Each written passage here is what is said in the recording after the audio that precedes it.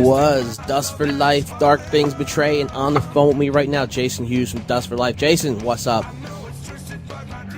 Dude, what's up? Sorry for the delay. I'm in redneck land. I've moved.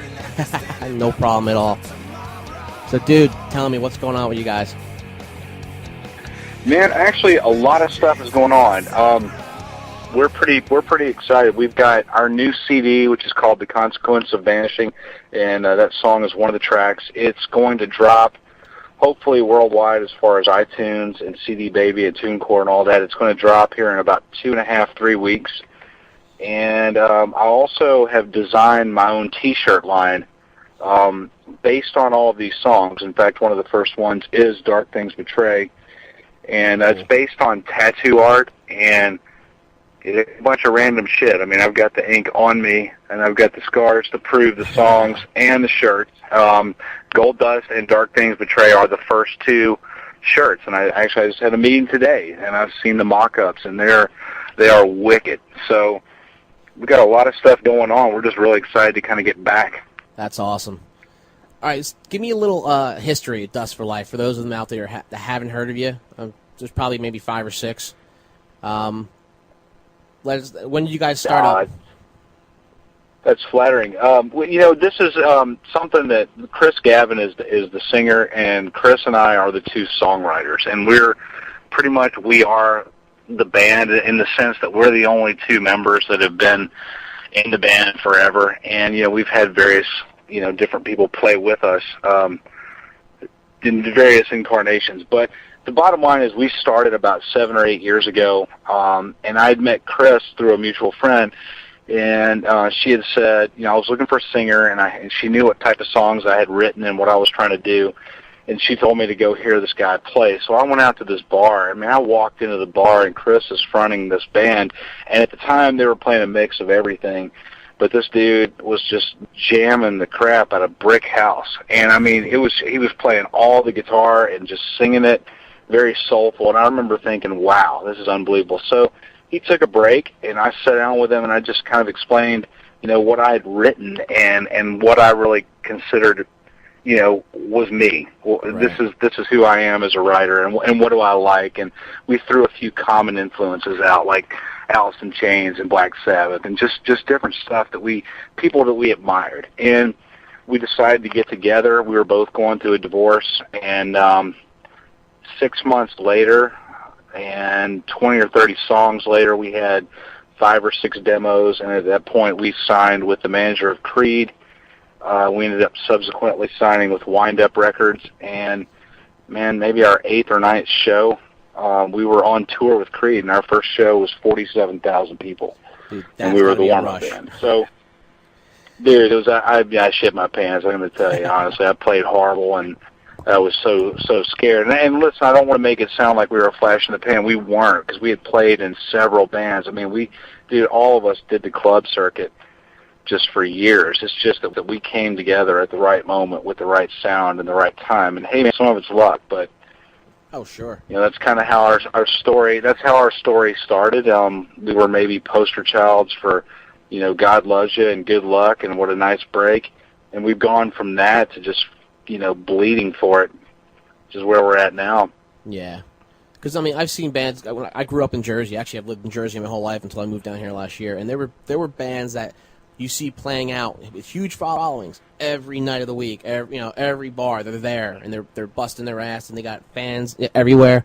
And then you got bands that do 1 or 2 shows, and all of a sudden they're signed. And it's like they don't even have a following yet. How are they getting signed? So it is. If it's a flash in the pan, or it's luck, or who hears you, or it's a roll of the dice, really.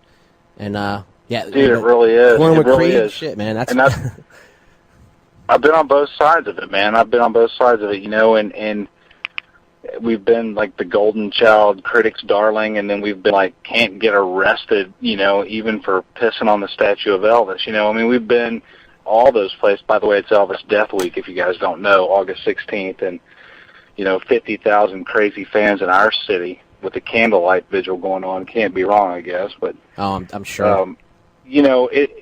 Chris and I, we've kind of discussed it, and we sort of have a little bit of a theme for this record, and our theme is, destiny is not a matter of chance. Destiny is a matter of choice. And I don't give one fuck if Wind Up or anybody else says that I'm, a great rock musician. I could just give a shit. This is what I do, period, the end. We create it. We live it. I've bled for every lyric of these songs. I'm a recovering addict, and, man, I've been through a lot of shit. And the manager of Creed one time told us when things went south, he was like, man, if you guys need a job, you can come wash my boat. And he was like, I know you're going through these hard times. You ought to write a song about it. And, he's kind of said that in a little bit of a redneck voice. And quite honestly, I'm not, I appreciate that because, what's happened, dude, we did that. And this record is all about that. And I think a lot of people catch that. A lot of our friends and sort of hardcore fans have heard it, and they get that. And people keep feeding back to me and Chris, look, I really identify with that. I've been through a lot of stuff, man. And I can just tell what you're talking about. Yeah. I don't need to know the story. I'm there. So, you get a little bit of that. It makes you feel good. It makes you know you're on the right track. And if you don't contrive yourself, if you just sort of bleed for your art, my opinion is the cream comes out. It rises to the top. Yeah, absolutely. All right. The next song I'm going to play from you guys is Bleed Out. Yeah. Is there anything behind it, or is it just a jam and tune that you guys do together? There's a lot to that song, and I hope to make a T-shirt out of that, and I should soon. But Bleed Out, what Bleed Out is it's a term that they use for alcoholics, and it's the concept of literally your blood bleeds out through the veins because your veins have dissolved from your addiction. And when I wrote the song and Chris sang it and we discussed it, to me, Bleed Out is, man, I just really feel like you'll hear the chorus and you'll see what I mean, but I just feel like the chorus says it all. I'm trying to reach out and be what's in front of me. I feel like God's given me dreams, desires. He's given me things that I need to do. And for the longest time, until the last 6 months, I've just felt like everything I touch turns to shit.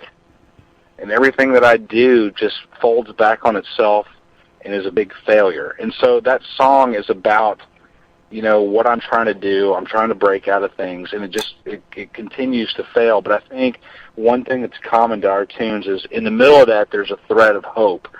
There's a light at the end of the tunnel. There's, right. A God in your heart. There's something in your soul that just drives you, and what you got to do is keep pushing for that light. And so to me, that's kind of what that tune's about. That sets it up pretty good. All right, cool. Well, I'm going to play that now. This is Bleed Out from Dust for Life on SilentWildlifeRadio.com. We're here with Jason Hughes from Guitars for Dust for Life.